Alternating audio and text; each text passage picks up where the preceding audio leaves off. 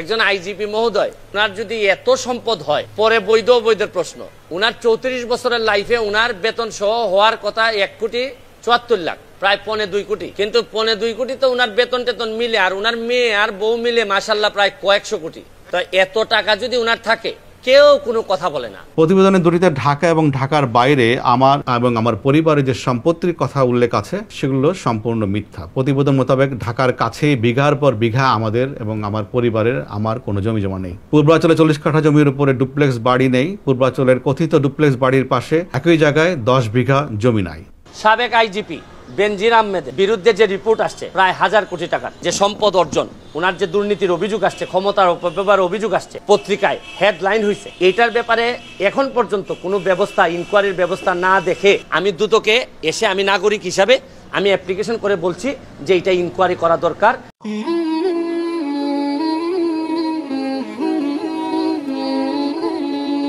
আসসালামু আলাইকুম রহমতুল্লাহ। সুপ্রিয় দর্শক, ব্যারিস্টার সুমন এত সাহস পেল কোথায় থেকে? সাবেক আইজিবি বেনজির আহমেদের বিরুদ্ধে মামলা করতে যাচ্ছে। তো দর্শক, এটা রহস্য কি? আমরা এর আগে যে নিউজটা দেখেছি যে বেনজির আহমেদের নাকি আলাউদ্দিনের চেরাগ পেয়েছে, তো ওখানে আমরা যে যতগুলো দেখলাম যে 1400 বিঘা জমি, তারপর রিসোর্ট টিসোর্ট, এগুলো মিলা সব মিলে 500 কোটি টাকার মতো হয়। তো পরবর্তীতে আমরা আর একটা নিউজ দেখলাম যে বাংলাদেশের বিভিন্ন স্থান এবং বিদেশ মিলে আরও 500 কোটি, মানে 1000 কোটি টাকার দুর্নীতি করেছে আইজিবি সাহেব। তো এই নিউজ প্রকাশকে করেছে কালের কণ্ঠ। কালের কণ্ঠ কাদের পত্রিকা? কালের কণ্ঠ হচ্ছে বসুন্ধরা গ্রুপের পত্রিকা। তো এটা তো নিউজ করার কারো সাহস নেই, তবে কালের কণ্ঠ এটা করেছে। কালের কণ্ঠকে, কালের কণ্ঠ আওয়ামী লীগের একটা গ্রুপ, বেনজিরও তো আওয়ামী লীগের গ্রুপ, আপনারা জানেন। তো এই নিউজ করার পর দীর্ঘ 19 দিন পর বেনজির সাহেব তিনি একটা ভিডিও বার্তা দেশবাসীর উদ্দেশ্যে দিয়েছেন যে এখানে তিনি নিয়ে বিনিয়ে মানে খাতায় লেখে নিয়ে এইভাবে দেখে দেখে তিনি বলেছেন এগুলো দুর্নীতির টাকা না, এগুলো আমার পারিশ্রমিকের টাকা, এসে হ্যানতেন এগুলো বলেছে না। 1000 কোটি টাকা ওটা দুর্নীতি নয়, ওটা ওই মোশাররফ করে না, হে ভগবান আমাকে 1 বস্তা টাকা দাও, সেই 1 বস্তা টাকা মনে হয় ভুলে বেনজিরের কাছে রেখে গিয়েছে, মানে মোশাররফ করিমক না দিয়ে ভগবানে বেনজিরক দিয়ে গেছে। ভগবান দাও না, 1 বস্তা টাকা দাও না, জাস্ট 1 বস্তা, 1 বস্তা টাকা, 1 বস্তা টাকা, ভগবান ভগবান ভগবান 1 বস্তা টাকা, ভগবান 1 বস্তা টাকা আমাদের দাও। অথবা হয়তো কোনো গুপ্তধন পেয়েছে, এরকম কিছু একটা হবে, তাছাড়া এত টাকার মালিক হওয়া সম্ভব না। তো দর্শক, আপনারা হয়তো মনে করছেন যে ব্যারিস্টার সুমন এই উদ্যোগটা নিয়েছে, তো ব্যারিস্টার সুমন তো এখন আমাদের কাছে হিরো, মানে অবৈধ ভোটেও যিনি নির্বাচন করে অবৈধ ভোটকে সমর্থন দেয়, বিপুল ভোটে সে বিজয়ী হয়, সে হিরো। তো ব্যারিস্টার সুমনকে, ব্যারিস্টার সুমনও তো আওয়ামী লীগের, তো সে যদি ভালো মানুষ হতো তাহলে ওই অবৈধ নির্বাচনে অংশগ্রহণ করতো না, সেটার প্রতিবাদ করত। এবং আপনারা জানেন যে আল্লামা সাঈদীর বিরুদ্ধে এবং জামাত নেতাদের ফাঁসি হওয়া নিয়ে এর অনেক অবদান আছে। তো সেই ব্যারিস্টার সুমন এখন সবার কাছে হিরো। সেই ব্যারিস্টার সুমন মামলা করতে যাচ্ছে। মামলা কখন করতে যাচ্ছে? যখন বেনজির আহমেদ এই ভিডিও বার্তাটা দিল তখন। তার মানে এগুলো সব কিছুই সাজানো নাটক এবং এর ভিতর গভীর একটা রহস্য লুকানো আছে। তো দর্শক, আপনারা এর আগে যে 500 কোটি টাকার দুর্নীতি সেটার ভিডিও দেখেছেন, যেহেতু কালের কণ্ঠ এটা প্রকাশ করেছে, এটা নিয়ে বিভিন্ন মিডিয়া নিউজ করেছে। তো আমরা দেশ এবং বিদেশের বিভিন্ন স্থানে যে আরও 500 কোটির মতো যে সম্পদ তিনি গড়েছেন, তো চলুন সেই ভিডিওর একটু অংশ আমরা দেখে আসি। দুবাইয়ের মাকতুম স্ট্রিটের তারকা hotel royal concord hotel and suite, ভেতরে ঢুকতেই চোখ ধাঁধানো ঝাড়বাতি আর আভিজাত্যের ছোঁয়ায় যে কেউ মুগ্ধ হতে বাধ্য। এখানে প্রতি রাত কাটানোর জন্য বাংলাদেশি টাকায় গুনতে হবে ন্যূনতম 10,000 থেকে 45,000 টাকা। তবে অবাক করা বিষয় হলো শত শত কোটি টাকা বিনিয়োগের মাধ্যমে হোটেলটির অন্যতম অংশীদার পুলিশের সাবেক আইজিপি বেনজির আহমেদ। এছাড়া রাজধানীর বনানীর হোটেল ইউনিক রিজেন্সি এবং কক্সবাজারের কলাতলিতে বেস্ট ওয়েস্টার্ন ও রামাদা হোটেলে আছে মোটা অঙ্কের বিনিয়োগ। ঢাকার পার্শ্ববর্তী জেলার গাজীপুরে বনের জায়গা দখল করে নির্মিত উচ্চবিত্ত শ্রেণীর অবসর যাপনের স্থান ভাওয়াল রিসোর্টে কিনেছেন 25% শেয়ার। আসসালামু আলাইকুম। জি, ভাওয়াল রিসোর্ট থেকে বলছি স্যার। টাওয়ার বিল্ডিং হলে দেখা যাচ্ছে একটা রুম 4000 3000 হতো। এটা একটা করে কটেজ, এখানে আর কারোর অ্যাক্সেস নাই। এটা কি ওই যে আগে যে বেঞ্চের সাহেব ছিল ওনাদের? জি জি ওই যে পুলিশের লোক যে ছিল? জি জি। কেবল হোটেল ব্যবসাতেই ক্ষান্ত হননি বেনজির।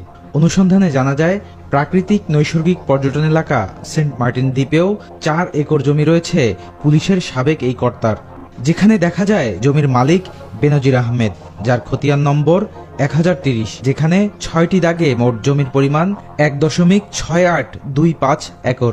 এছাড়া দ্বীপটির 1 নম্বর ওয়ার্ডের উত্তরপাড়া গ্রামে 140% আয়তনের একটি নারিকেল বাগানও অবৈধভাবে দখল করে নিয়েছেন তিনি। এখানেই শেষ নয়, পর্যটন এলাকা টেকনাফের ইনানি মেরিন ড্রাইভ এলাকায়ও স্বজনের নামে গড়েছেন সম্পদ। অনুসন্ধানে দেখা যায় 29 মে 2023 সালে গাজীপুরের নুরে আলম সিদ্দিকী নামের এক ব্যক্তির কাছে প্রায় 87% জমি বিক্রি করেছেন বেনজির আহমেদ। জমিটি মূলত স্ত্রী জিশান মির্জা, কন্যা ফারহিন রিস্তা বেনজির, তাহসিন রাইসা বিনতে বেনজির, জাহরা জেরিন বিনতে বেনজির এবং শ্যালক মির্জা মনোয়ার রেজার নামে কেনা হয়েছিল। এছাড়া মেরিন ড্রাইভের পাশে এলজিডি সড়ক সংলগ্ন এলাকায় 70%-এরও একটি জমি রয়েছে স্ত্রী জিশান মির্জার নামে, যার সত্যতা নিশ্চিত করেছেন এসব জমির দেখভালের দায়িত্বে থাকা স্থানীয় সাবেক ইউপি মেম্বার। জমি একটা সেল করে দিয়েছে, কোনকালিকটা তার নিজেরাই সেল করে ফেলছে। আমি দেখাশোনা। আপনি কিনে দিয়েছিলেন মনে হয়? হ্যাঁ, আমি কিনে দিয়েছিলাম। অভিযোগ আছে সরকারি চাকরিতে উচ্চ পদে থাকাকালীন ক্ষমতার অপব্যবহার এবং অবৈধভাবে অর্থ উপার্জনের মাধ্যমে এই সম্পদের পাহাড় গড়েছেন সাবেক এই আইজিবি। দর্শক, আপনারা ভিডিওটা দেখলেন। তো ব্যারিস্টার সুমন এবং বেনজির আহমেদের মধ্যে কি এমন রহস্য লুকিয়ে আছে, এই বিষয় নিয়ে বিস্তারিত আলোচনা করেছেন আমাদের বড় ভাই মোহাম্মদ সোলাইমান। তো চলুন তার ভিডিওটা দেখে আসি। এই ভিডিওটা দেখলে আপনারা বুঝে যাবেন যে আসলে এখানে কি একটা নাটক চলতেছে। ব্যারিস্টার সুমন কিছু বড় বড় কথা বলছেন, বড় বড় কিছু উদ্যোগ নিচ্ছেন, যেটা অবাক করা। এত সাহস ব্যারিস্টার সুমনের হলো কিভাবে? কেউ যার বিরুদ্ধে কথা বলতে পারছে না, তার বিরুদ্ধে কথা বলছেন, স্টেপ নিচ্ছেন, রহস্যটা কি? এবং ব্যারিস্টার সুমনের মাধ্যমে, তার এই খালি কলসির মাধ্যমে জনগণ বিভ্রান্ত হয়, তরুণ প্রজন্ম বিভ্রান্ত হয়। হাজারো লক্ষ মানুষ ব্যারিস্টার সুমন সম্পর্কে একটা ফ্যাসিনেশনে ভোগে। তারা মনে করে, আমি দেখেছি, আমি প্রমাণের ভিত্তিতে বলছি, তারা ব্যারিস্টার সুমনকে ভালো মনে করে, আওয়ামী লীগের চাইতে ভালো মনে করে, অনেকে আওয়ামী লীগের বিকল্প মনে করে। আওয়ামী লীগের বিপক্ষে বিপুল সংখ্যক ভোট পেয়েছেন, যদিও 7 জানুয়ারি কোনো নির্বাচন হয়নি, তারপরও ব্যারিস্টার সুমন নির্বাচনে দাঁড়িয়েছেন শুধু এই আকর্ষণ থেকে। অনেক মানুষ ভোট দিতে গিয়েছেন, সুমন না দাঁড়ালে ভোট দিতে যেতেন না। সুমন ভাই আমার শ্রদ্ধেয় ব্যক্তিত্ব, আমার বিশ্ববিদ্যালয়ের খুব একজন গুরুত্বপূর্ণ বড় ভাই, সেই হিসাবে তাকে আমি অবশ্যই শ্রদ্ধা করি, সম্মান দিয়েই তাকে বলছি। যেহেতু ব্যারিস্টার সুমন সাহেবের এত বড় উদ্যোগ, এর রহস্যটা কি এটা বোঝানো জরুরি। গভীর রহস্য আছে, এগুলো সব সরকারি চক্রান্তের অংশ, আওয়ামী লীগের স্ক্রিপ্টের অংশ, নাটকের অংশ। এগুলো জাতিকে সজাগ করা দরকার। এবং তরুণ প্রজন্ম সহ দেশবাসীর একটা বড় অংশ যারা গণতন্ত্রগামী, যারা আওয়ামী লীগকে অগণতান্ত্রিক মনে করে, তারাও অনেকে ব্যারিস্টার সুমন ফ্যাসিনেশনে ভোগে। এ কারণে ব্যারিস্টার সুমন সম্পর্কে জামাত শিবিরের দৃষ্টিভঙ্গিটা কি, এটা একটু আমি তুলে ধরার চেষ্টা করব। জামাত শিবিরের দৃষ্টিভঙ্গি কেন প্রাসঙ্গিক, এটাও একটু বুঝতে হবে। আমি মনে করি এবং আমি বলি, জামাত শিবির হচ্ছে বাংলাদেশের রাজনীতিতে মেয়ারে হকের মানদণ্ড। কোন লোক দালাল কিনা, ভারতের দালাল কিনা, সেটা বুঝবেন কিভাবে? যে সে জামাত শিবির সম্পর্কে কতটা নেতিবাচক ধারণা রাখে, কতটা বিদ্বেষ রাখে, তার উপর ভিত্তি করে আপনি বুঝবেন সে ভারতের দালাল না আওয়ামী লীগের দালাল, সে দেশপ্রেমিক নাকি। জামাত করা জরুরি না, জামাতের রাজনীতি অনেকেই পছন্দ হবে না, এবং আমি সবাইকে করতে হবে এটা মনে করি না। এবং যতই বুঝাক, ইসলামপন্থীদের একটা অংশ জামাত করবে না, এবং করা সবার উচিত নয়। গণতন্ত্রে তো সবাই একটা দল করবে না। জামাতের বিরোধিতা করাটা উচিত, সমালোচনা করা উচিত, আমরা অনেক ক্ষেত্রে করি। তা জামাতের অনেক ভুল ছিল, আছে। তারপরও জামাতকে মানদণ্ড ধরে দালাল, নন দালাল, দেশপ্রেমিক, দেশের শত্রু চেনা যায়। এই জন্য মেয়ারে হক বলছি, এই বিষয়টা আপনাকে বুঝতে হবে, সত্যের মাপকাঠি। এই যে বিএনপির মধ্যে যারা জামাত প্রশ্নে বিদ্বেষ রাখে, তারা ভারতের দালাল প্রমাণিত হয়েছে না? যারা জামাত প্রশ্নে একটু সফট, তারা আসলে দেশপ্রেমিক প্রমাণিত হয়েছে না? এরকম। এই কারণে আমি ব্যারিস্টার সুমন সম্পর্কে জামাত শিবিরের দৃষ্টিভঙ্গিটা তুলে ধরার চেষ্টা করছি। প্রথমে দেখি তিনি কি করেছেন। এটা নিয়ে তোলপাড়, দেশব্যাপী তোলপাড়, প্রশংসায় ভাসছেন ব্যারিস্টার সুমন। বিষয়টা অনেকটা এরকম, কিন্তু এই নাটকের, এই স্ক্রিপ্টের রহস্যটা কিন্তু অনেকে বুঝতে পারছে না। কিছুদিন সময় পেলে বেনজির সাহেব গোপালগঞ্জ কিনে নিতেন ব্যারিস্টার সুমন। এর মানে যেই পুলিশের সাবেক আইজিবি, র্যাবের সাবেক মহাপরিচালক বেনজির সাহেবের বিরুদ্ধে দুদকও কিছু করতে সাহস পাচ্ছে না, কেউ তেমন কিছু বলতে সাহস পাচ্ছে না, সাবেক আইজিপি বেনজির আহমেদের বিরুদ্ধে যে রিপোর্ট আসছে প্রায় 1000 কোটি টাকার যে সম্পদ অর্জন, ওনার যে দুর্নীতির অভিযোগ আসছে, ক্ষমতার অপব্যবহার অভিযোগ আসছে, সেই যেই আইজিপিকে মাননীয় প্রধানমন্ত্রী খুব কাছের মনে করা হয়, সে প্রধানমন্ত্রীকে জড়িয়ে, যেহেতু গোপালগঞ্জের বিষয়, তো প্রধানমন্ত্রী এলাকা গোপালগঞ্জ বেনজির সাহেব কিনে ফেলবেন মানে কি প্রধানমন্ত্রীর চাইতে বেশি পাওয়ার তার? সুমনের কথায় তো সেরকমই মনে হচ্ছে। তো এত বড় কথা বললেন সুমন, কাহিনীটা কি? সুমনকে আসলেই খুব নৈতিক এথিক্যাল লোক? পুলিশের সাবেক মহাপরিদর্শক আইজিপি বেনজির আহমেদের বিরুদ্ধে 1000 কোটি টাকা দুর্নীতি ও ক্ষমতার অপব্যবহারের অভিযোগের তদন্ত করতে দুর্নীতি দমন কমিশনে দুদক আবেদন করেছেন সংসদ সদস্য ব্যারিস্টার সৈয়দ সাইদুল হক সুমন। কঠিন উদ্যোগ, এবং বেনজির আহমেদকে দায়ী করা বা তার বিরুদ্ধে তদন্ত করার উদ্যোগ নেওয়া, এটা তো ক্ষমতার অপব্যবহার। মানে টোটাল আওয়ামী লীগের বেনজির পিরিয়ডের সেই 2012-14 সাল থেকেই বলা যায় সমস্ত আওয়ামী অপকর্মের মূল হোতা ছিলেন এই বেনজির সাহেব। তো সেগুলোকেই কিন্তু প্রশ্নবিদ্ধ করা হচ্ছে এই সুমন সাহেবের কার্যক্রমের মাধ্যমে। তাহলে আসলেই সুমন সাহেব হকপন্থী, আহলে হক, বিষয়টা এরকম অনেকে বিভ্রান্ত হচ্ছে না। বিভ্রান্ত হবেন না, রহস্যটা আমি বলবো। একজন নাগরিক হিসেবে আবেদন করেছেন জানিয়ে ব্যারিস্টার সুমন বলেন, সবাইকে আল্লাহ বাঁচাইছেন, বেনজির সাহেব বেশি দিন সময় পাননি। আর কত সময় পেতে? বেশি দিন সময় পাননি মানে তিনি যা সময় পেয়েছেন, ডিএমপি কমিশনার থেকে শুরু করে একেবারে র্যাবের মহাপরিচালক, পুলিশের আইজিপি, একজন চাকরিজীবী এর চাইতে বেশি সময় আর পেতে পারে না। যা পাওয়ার উনি সব পেয়েছেন। অত সুমনের এই কথাটা ভুয়া। আর কিছুদিন সময় পেলে গোপালগঞ্জ কিনে নিতেন না। গোপালগঞ্জ প্রধানমন্ত্রী এলাকা এর চাইতে বেশি আর কি কিনবেন? যা করার, একজন মানুষ যত দুর্নীতি করতে পারে, ক্ষমতার যত অপব্যবহার করতে পারে, পুঙ্খানুপুঙ্খানুরূপে করেছেন। আর কিছু করার ছিল না, সব করে ফেলেছেন। পুলিশে যারা অসৎ হবেন, বেনজির সাহেবকে আদর্শ ধরে নেবেন। তিনি দুদক কার্যালয়ে আবেদন জমা দেন। তিনি 21 এপ্রিল। আমি দুদকে এসে আমি নাগরিক হিসাবে আমি অ্যাপ্লিকেশন করে বলছি যে এটা ইনকোয়ারি করা দরকার। কারণ সাবেক আইজিপি মহোদয়ের এত সম্পদ থাকে, তাহলে বাংলাদেশের পুলিশ ফোর্সের মধ্যে যারা সৎ অফিসার আছেন তারা খুব বেশি ফ্রাস্ট্রেটেড হবেন, এবং দেশে যারা সৎ আছেন তাদের উপর ব্যাপক প্রভাব পড়বে। দুদক চেয়ারম্যান বরাবর আবেদনে বলা হয়, 31 মার্চ একটি পত্রিকায় ঢাকায় বেনজিরের ঘরে আলাদিনের চিরাগ শীর্ষক সংবাদ প্রকাশ করে। 34 বছর পর 2022 সালের 30 অক্টোবর বেনজির আহমেদের অবসরে যান। অবসরের পর বেনজির আহমেদের চাকরিকালীন স্ত্রী ও মেয়েরার নামে অনেক সম্পদ গড়েছেন, যা তার জ্ঞাত আয়ের তুলনায় উল্লেখযোগ্যভাবে অসামঞ্জস্যপূর্ণ। এবং দুদক সম্পর্কেও নানান কথা বলেছেন। দুদক আল্লাহ মাহফুজ জানে নিজে স্টার্ট তো নিতেই পারে না, ধাক্কায় ধাক্কায় স্টার্ট হয় না, আর বড় জিনিস দেখলেই দুদক চুপসে যায়। সেদিকে যাচ্ছি না। এর মানে এই যে বেনজির সাহেবের বিরুদ্ধে সুমন সাহেবের মতো একজন লোক লেগেছেন, এটা তো খুবই সাহসিকতার বিষয়। কারণটা কি? দর্শক, আমি মনে করি এটা সরকারের নাটকের অংশ। যেমন আপনারা দেখেছেন জনাব বেনজির সাহেব তিনি আত্মপক্ষ সমর্থন করে ভিডিও বক্তব্য দিয়েছেন। এর মানে লিখিত স্ক্রিপ্ট পড়ে শুনিয়েছেন। এর মানে কেউ তাকে সেই বক্তব্য লিখে দিয়েছিল, যে বক্তব্য জনাব বেনজির আহমেদ দিয়েছেন, এবং সেই বক্তব্যের মধ্যে অনেক অসামঞ্জস্য আছে। তিনি নিজেকে ডিফেন্ড করতে পারেননি। এসব ছলচাতুরিমূলক ব্যাখ্যা, তিনি যদি হকের উপর থাকতেন বেনজির সাহেব, তাহলে সে 31 মার্চ পত্রিকায় প্রকাশ পেয়েছে, তিনি 1 এপ্রিলেই বক্তব্য দিতে পারতেন। কিন্তু তিনি বক্তব্য দিয়েছেন প্রায় 19 দিন পর। এর মানে 19 দিন লাগলো কেন? এর মানে এই 19 দিন তার বিভিন্ন অ্যাডভাইজার, মেন্টর তারা লিখে দিয়েছে, বিভিন্ন যুক্তি আবিষ্কার করে দিয়েছে, এইভাবে আপনি সত্যকে ধামাচাপা দিন। না হলে তিনি যদি হকের উপর থাকতেন, ন্যায়সঙ্গতভাবে তার এই সম্পদ হতো, এখানে কোনো দুর্নীতি বা অব্যবস্থাপনা না থাকতো, তাহলে এটা কয়েক ঘন্টার মধ্যে তিনি ভিডিও বক্তব্য দিয়ে জাতিকে আশ্বস্ত করতে পারেন। 19 দিন কিছুতেই লাগার কথা। 19 দিন লাগবে কেন? জনগণকে কি মনে করেন? এরপর দেখেন, এর মানে সব পরিকল্পিত। আবার বিভিন্ন কিছু দাম বা হিসাব নিকাশ বলেছেন, মানে অবৈজ্ঞানিক কথা। যেমন কাঠের দরজার হিসাব ঘন ফুটে হয় না কিউবিক ফুটে হয়, তো এগুলো কিছু বিষয় তো রয়েছে। তা তিনি এগুলো সঠিকভাবে নাটক সাজাতে পারেননি বেনজির সাহেব, তিনি এটা ধরা পড়েছেন। এরপরে ব্যারিস্টার সুমন সাহেব, তিনি সেই 31 মার্চের পর এতদিন কোথায় ছিলেন? তিনি বলছেন যে তখনকার সময় আমেরিকা ছিলেন, কিন্তু আমেরিকা থেকে এসেছেন সেটাও অনেক পরে। তাও বেনজির সাহেব বক্তব্য দিয়েছেন, তারপরে সুমন সাহেব মুখ খুললেন। এতদিন কোথায় ছিলেন? আর তিনি তো সোশ্যাল মিডিয়া সেলিব্রিটি। সুমন সাহেব চাইলে সেই 31 মার্চ 1 এপ্রিলেই তিনি ফেসবুক লাইভ করে তোলপাড় তৈরি করে দিতে পারতেন। বেনজির সাহেবের এই বিষয়ে জনমত তৈরি করতে পারতেন, যাতে দুদক ব্যবস্থা নিতে বা তদন্ত করতে বাধ্য হয়। আমরা বেনজির সাহেবকে দোষী বলছি না, আমরা বলছি যে সন্দেহ করছে এবং তার এই বিপুল সম্পত্তির তদন্ত চাচ্ছি। প্রমাণের আগে বিচারে কাউকে দোষী বলার পক্ষে আমরা নই, এটাও আপনাদেরকে জানিয়ে রাখছি দর্শক। এই তদন্তের দাবি ব্যারিস্টার সুমন সাহেব তো করতে পারতেন, তিনি আমেরিকা বসে করতে পারতেন, আমেরিকা এসে তারপরে করতে পারতেন, বলেননি। তিনি একেবারে ঠিক টাইমে বলেছেন। জনাব বেনজির সাহেব বক্তব্য দিয়েছেন, তারপরে বলছেন। এর মানে কি? এর মানে হচ্ছে পুরোটাই হচ্ছে সরকারের প্ল্যান। এর মানে সরকার নাটক সাজিয়েছে, এবং যারা জনাব বেনজির সাহেবের দুর্নীতির তথ্য সামনে এনেছে তারাও সরকারের লোক, সরকারের অলিগার, কালের কণ্ঠ, সরকারের খুব ঘনিষ্ঠ পাওয়ারফুল লোক। এবং যারা কথা বলছে, মানববন্ধন করছে, সবাই সরকারের পাওয়ারফুল লোক।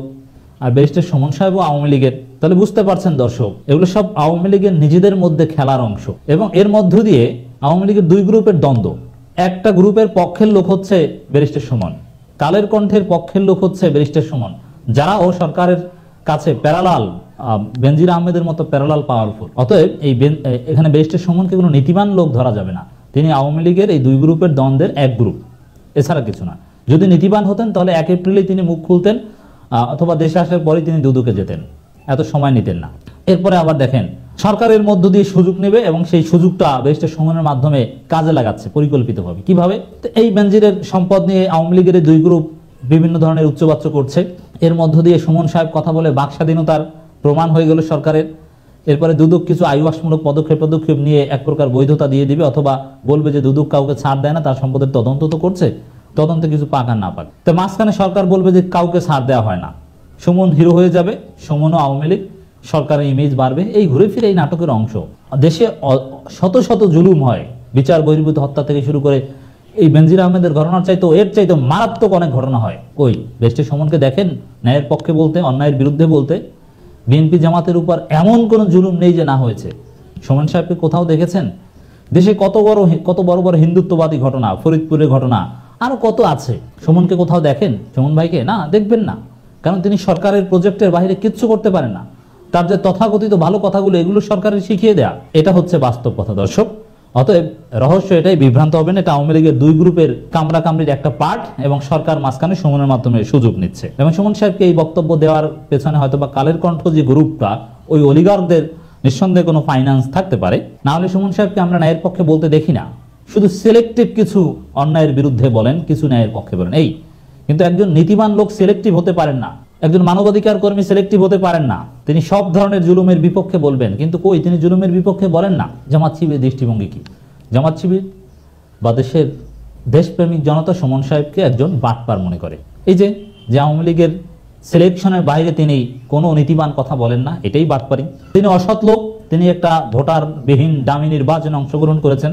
যদিও এটা সত্য, সুমন সাহেবের এলাকায় টার্ন আউট রেট হয়তো অন্য জায়গার মতো 5-10% না, অনেক মানুষ ভোট দিতে গিয়েছে, এটা সত্য কথা, এটা আমি মানি। এবং free fire and fair election হলেও সুমন সাহেব শক্তিশালী প্রতিদ্বন্দ্বী হবেন, জিতলেও অবাক হব না, এটাও আমি স্বীকার করি। কিন্তু তারপরও তিনি যে নির্বাচনে গিয়েছেন, বিরোধী দলবিহীন অপ্রতিদ্বন্দ্বিতাহীন একটা নির্বাচনে, সেটা কোনো গণতান্ত্রিক নেতার পরিচয় বা প্রমাণ নয় সেই নির্বাচনে জিতে আসাটা। তিনি দেশের শত্রু, জনগণের শত্রু, এবং দেশপ্রেমিক রাজনৈতিক দল এবং নেতাদের প্রকাশ্যের শত্রু। আর সবথেকে বড় পরিচয় ব্যারিস্টার সুমন আওয়ামী লীগ।